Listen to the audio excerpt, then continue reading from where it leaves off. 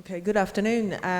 First of all, I would like to echo Chris's statement. Thank you for a generous invitation to come to Pisa. It's a beautiful city, and it is truly a privilege to come here and give a talk on this very challenging topic. So I think the challenge and difficulties of this topic is due to the fact that we have tools to investigate fecal incontinence, but none of these investigations truly reflect patient symptoms. I think that is the bottom line. So anatomy we can investigate with endoanal ultrasound. We can also do electrophysiology testing, including manometries, measuring volumes, electrosensitivities, maybe in some case recto-anal inhibitory reflex. But what patients find important in their symptoms is not reflected on any of these tests. So things like decreased use of pads, ability to go out without fear or leakage, this is not black and white in any of the numbers or pictures we get from investigation. And perhaps this is very important in any functional disorder. Patient's outcome measure is influenced by individuals' experience, beliefs, values, etc., that it is really difficult to try and put numbers to any of these elements.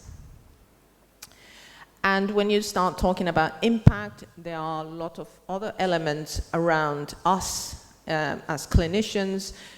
Investigations are great as research tool, risk assessment, education tool perhaps, and this is becoming more and more complicated.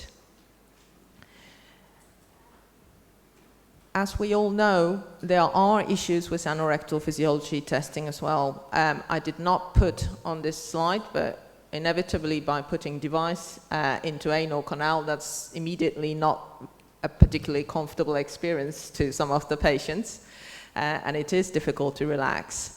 And then in addition, we all know there are inter and intra-individual variability.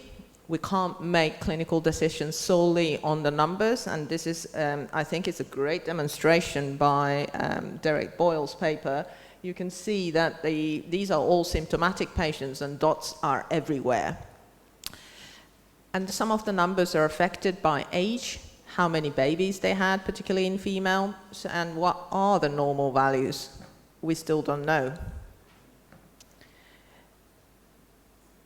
Alexandra Engel did a study in 1995, this is the famous paper, which categorically said that damage to internal anal sphincter leads to passive fecal incontinence, and impairment of external anal sphincter leads to urge fecal incontinence.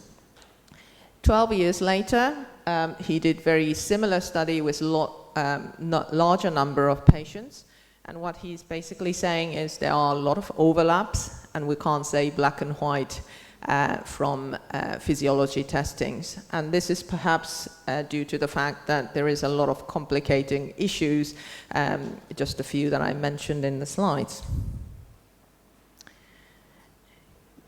Yes, endoanal ultrasound is useful to assess existence of sphincter injury, particularly in terms of circumferential defect size, and we can, in good pair of hands, we can see very well both internal anal sphincter and external anal sphincter.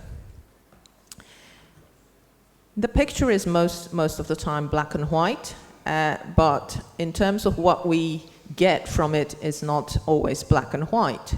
As I already alluded to, the severity of symptoms is not always correlated with size of sphincter defect, and the sphincter thinning or atrophy is not necessarily related to symptoms of incontinence. We also know from previous studies, to my knowledge, there are only 3 case series, 2 of them I mentioned here, which attempted internal anal sphincter repair, and there was no symptom improvement. And in most of the cases, there were persistent defect post-repair. Well, we're in Italy, so I think I could not ignore the fact that this treatment has evolved in Italy. This is an evolution of injectable bulking agent, and you essentially put a gatekeeper into internal anal sphincter defect or weakness. We only have short-term reports, and we don't know whether we have to put all these devices circumferentially, completely, like it has been demonstrated, or just into gap. You can see a series of injectable bulking agents on this theme as well, and I don't think there is firm conclusion.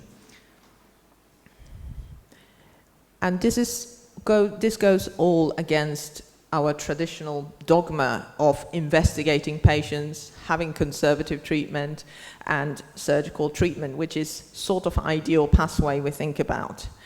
But when you think about conservative treatment, it is a first-line management for most of the patients. If you look at any of the surgical papers in relation to fecal incontinence, they all have this universal line, failed conservative treatment or refractory to conservative treatment.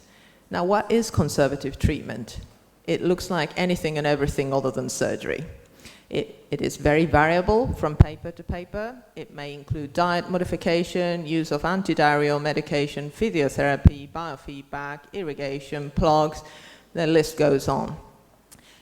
But if you look at how less invasive they are, they can actually be addressed in community, at least some of them. So do we need any specialist tests like endoanal ultrasound and manometry to give loperamide or give plug? So I'm just being controversial for the sake of the talk.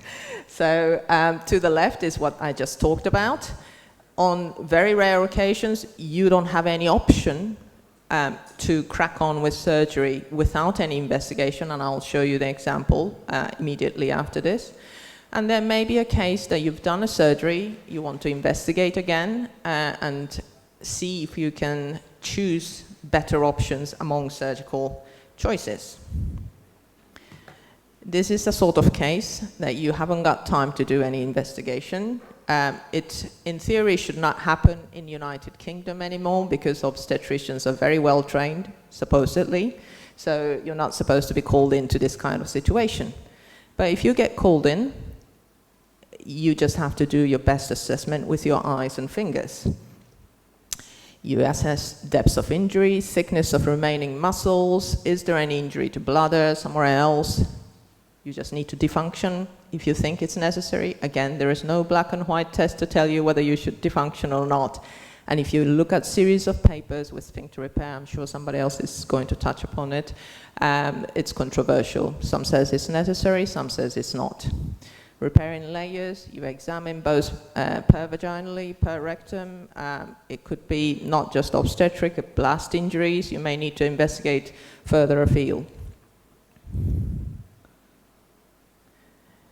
So when it comes to surgical choices more in our territory, like sphincter repair, SNS, there are a couple of guidelines in the last 5-6 years.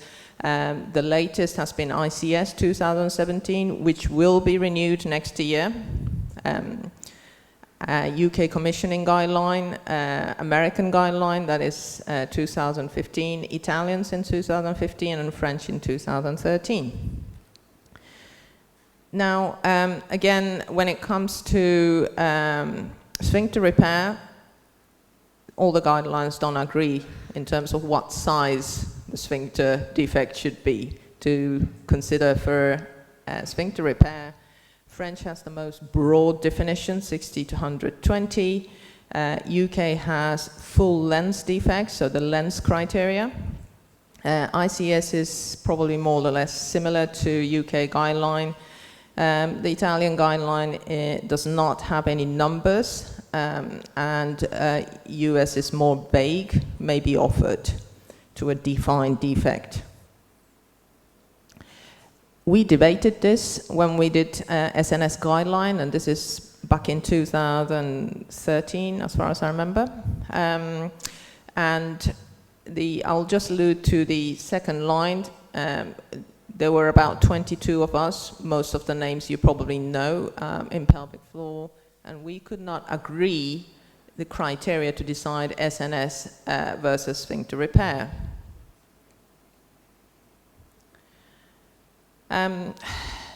This really does require a lot of experience and training, perhaps to decide who is suitable for which treatment.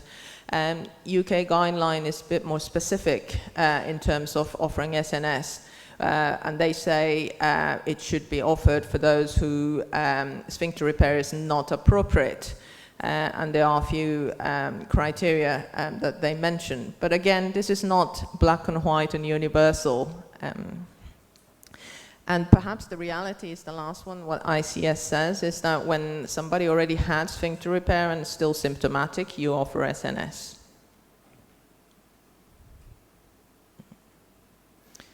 So I'm just going to touch upon whether any of these investigations you do before surgery going to predict the outcome of the treatment.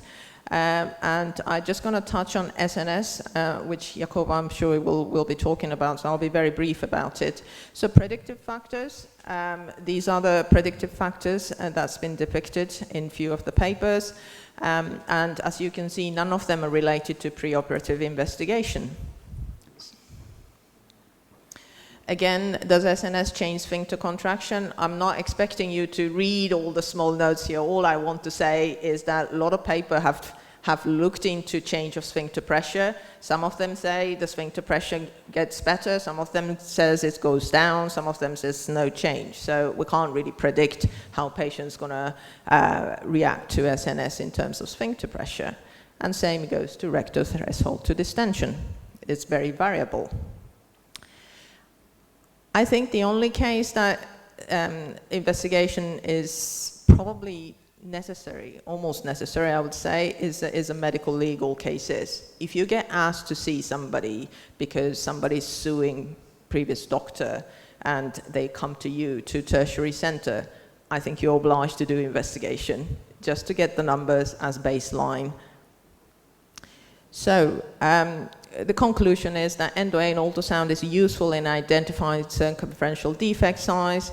It's probably useful to filter those who may benefit from sphincter repair, but it does not predict the outcome of any other treatment.